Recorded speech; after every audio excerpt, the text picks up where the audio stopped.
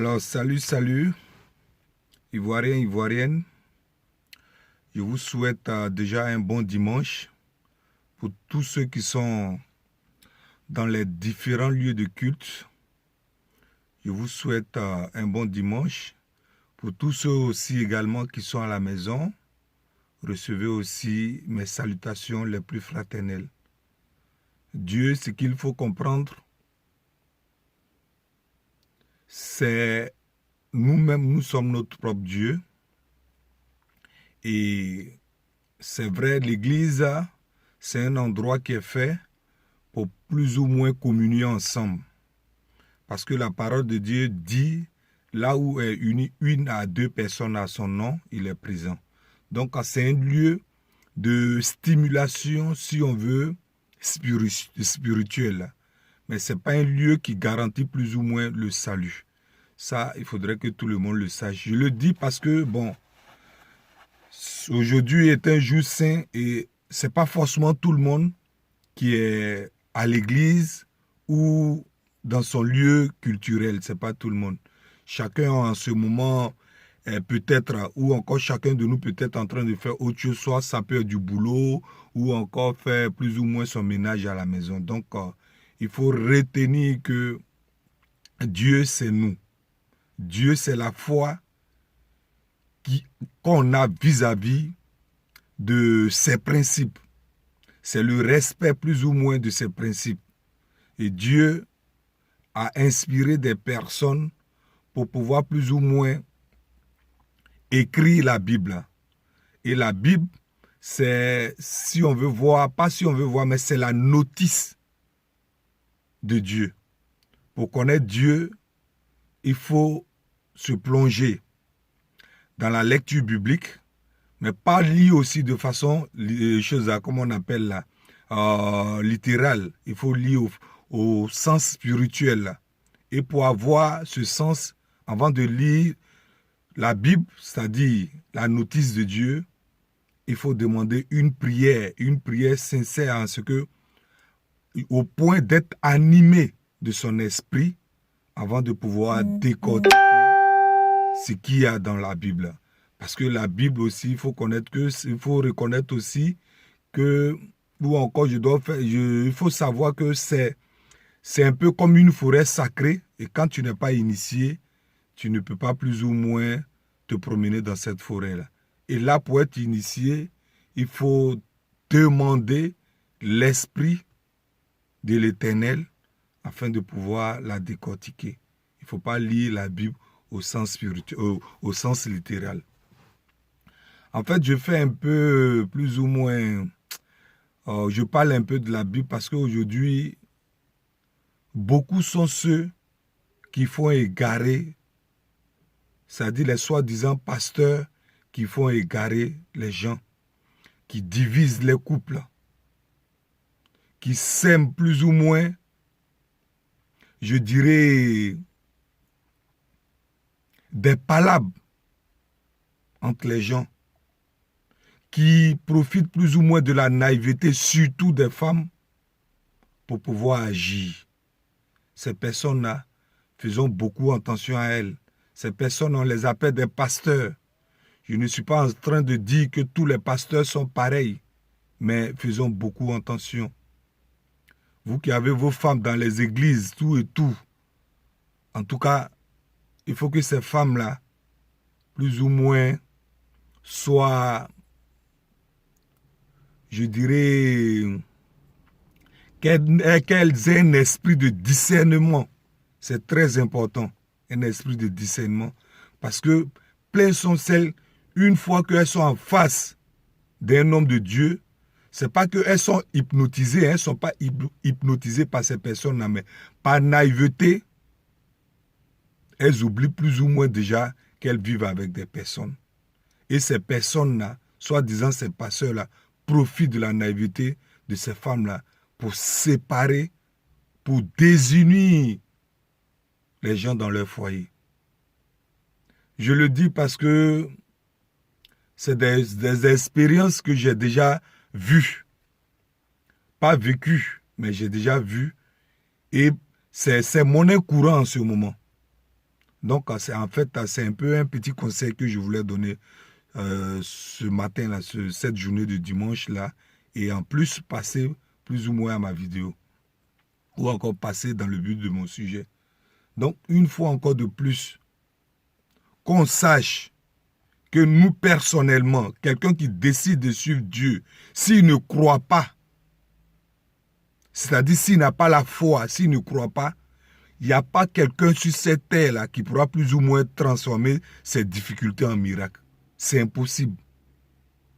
Parce que tant que tu n'as pas cru, rien ne peut changer ta vie spirituellement.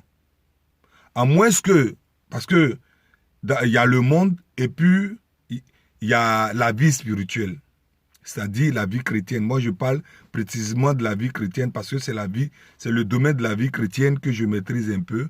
Donc, en ces deux mondes-là, si tu es dans un monde qui n'est pas spirituel, qui n'est pas chrétien, il n'est pas aussi exclu que ce que tu cherches, tu ne peux pas avoir. Parce que on a dit, à tes résolutions répondra le succès. Si tu es résolu à faire quelque chose de façon active, dans la vie active, il n'y a pas de raison de ne pas avoir cette chose-là ou bien de ne pas faire cette chose-là. Spirituellement parlant aussi, si tu es résolu que Dieu peut résoudre ton problème, c'est fort probable qu'il le résoudra. C'est ça. Ou encore, c'est fort probable qu'il va le résoudre.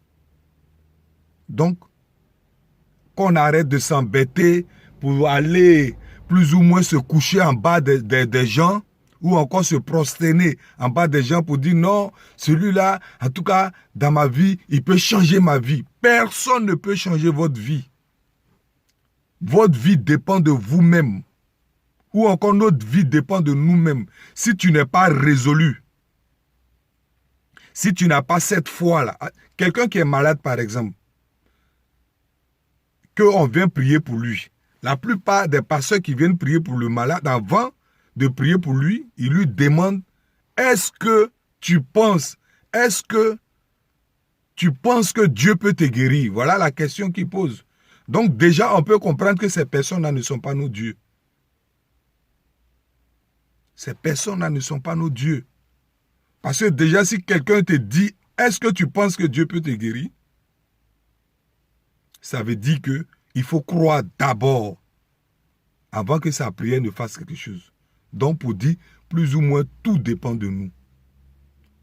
Tout dépend de nous. À nos femmes, vous qui tombez facilement dans les pièges ou encore dans les ruses de ces soi-disant pasteurs, je précise bien, je ne parle pas de tous les pasteurs parce que en toute chose, il y a toujours des exceptions. Il y a des pasteurs, en tout cas, qui sont plus ou moins sous l'onction vraiment divine. Ces personnes-là, je les enlève parce que ces personnes-là savent plus ou moins qu'est-ce que c'est qu'un foyer. Ces personnes-là, ces pasteurs-là enseignent aux femmes de d'abord mettre de l'ordre dans leur foyer avant de venir à l'église. Parce que si tu es femme, que celui avec qui tu es à la maison, que tu n'as aucun respect pour lui, il ne faut pas te tromper pour dire que tu vas chercher le salut à l'église. Parce que celui avec qui tu es là, c'est d'abord ton Dieu. L'homme avec qui tu vis.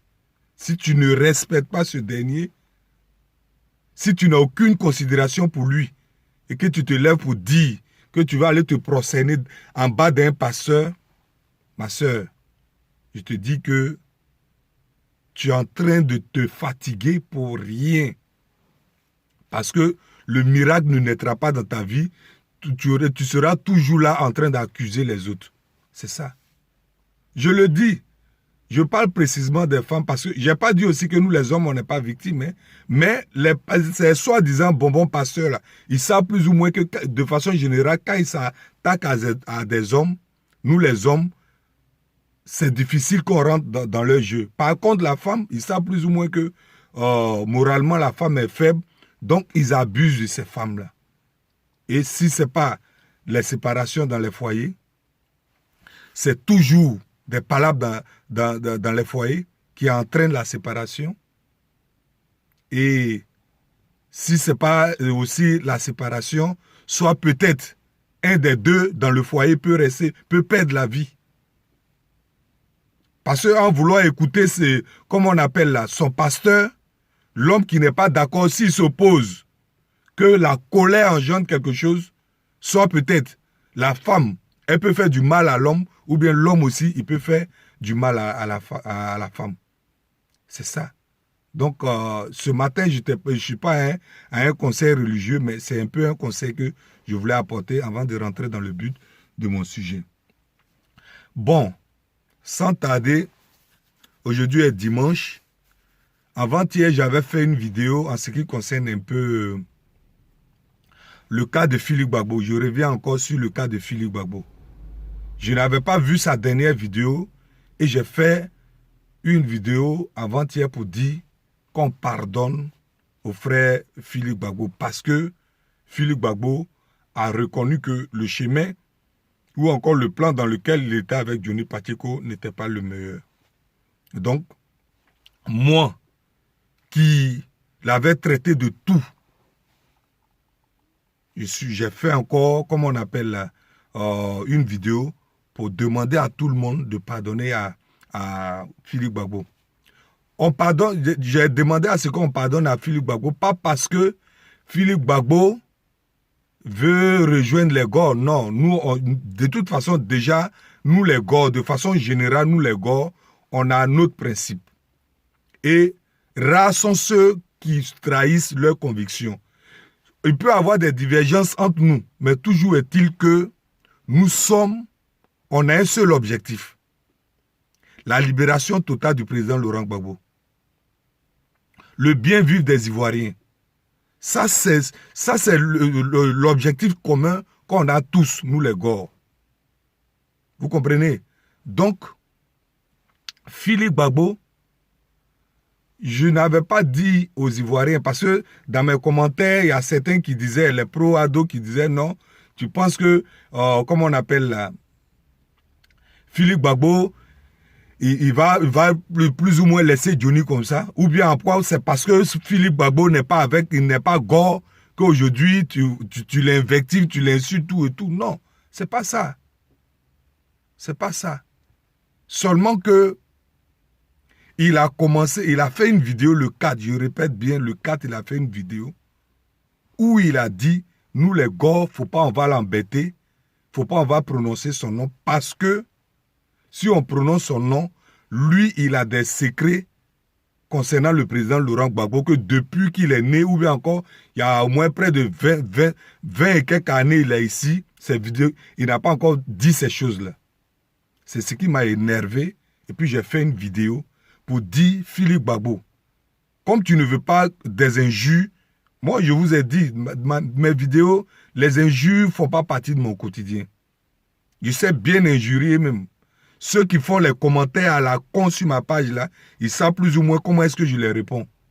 Donc, les injures font partie de moi, mais à un certain âge, quand on prend, à un certain moment, quand on prend de l'âge, il faut savoir aussi avoir le verbe, il faut savoir aussi s'exprimer, il faut savoir aussi parler. Parce que j'ai dit les injures, c'est plus faible. Donc, de façon exceptionnelle, j'avais dit à Philippe Gbagbo, j'avais insulté Philippe Gbagbo pour dire, moi, je t'insulte. Moi, personnellement, je t'insulte.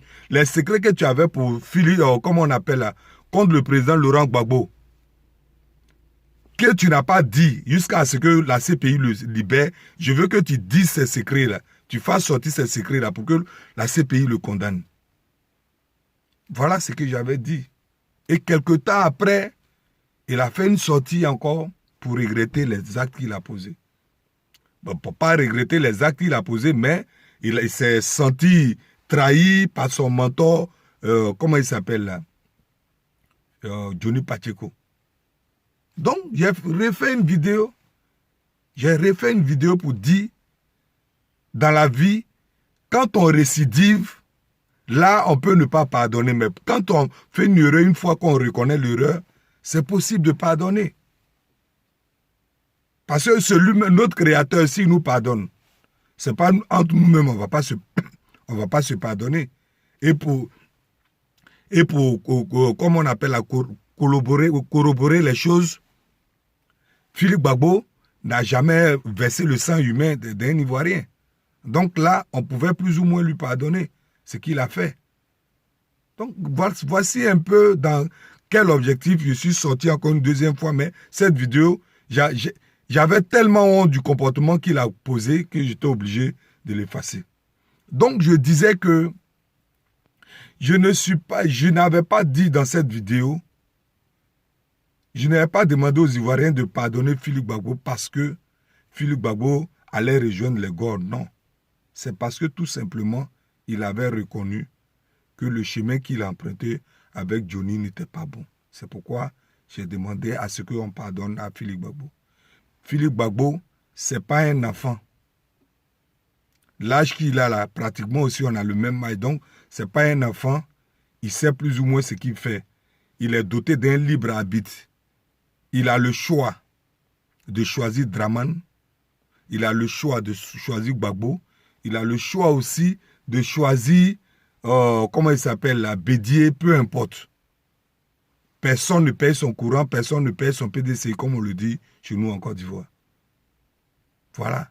Donc, si Philippe Gbagbo, qui est conscient, qui est humain, qui sort avant la dernière fois, qui dit non, qui regrette, voilà, il va plus, à côté d'aujourd'hui, il ne va plus suivre Gbagbo, et Johnny Pacheco, et qui ressort encore avant-hier pour dire que lui et Johnny Pacheco, les choses se sont réglées, tout et tout, donc Johnny Pacheco demeure toujours son mentor. Bon, voilà. Je dis que c'est vrai, il a le droit de faire ce qu'il veut, mais quand c'est comme ça, c'est plus des hommes qui... C'est plus ou moins des gens qui vont te juger, mais c'est ta conscience maintenant et toi. Ça veut dire quand tu te comportes de cette façon, on appelle... Cette façon de se comporter est une lâcheté. Ça dit ça te fait ça te ridiculise. Parce que pour finir, un homme, appelé un homme, doit être un homme de conviction. Si tu dis ça aujourd'hui et que demain tu dis l'autre, pour finir, je me demande quel sera plus ou moins, quand tu seras vis-à-vis, quand tu seras en face de tes enfants, comment est-ce que tu analyseras le comportement ou encore je sais, en fait, les mots me manquent. Pour dire plus ou moins est-ce que tu te sentiras mieux lorsque tu seras en face d'un miroir? Voilà la question. Non. Je dis non. Un homme appelé homme. Tu n'aurais même pas dû... Moi-même, si j'étais à ta place, tu n'aurais même pas dû faire même une vidéo pour apparaître encore aux yeux des gens pour dire non, j'ai été trompé, pas j'ai été trompé, mais voilà ce que...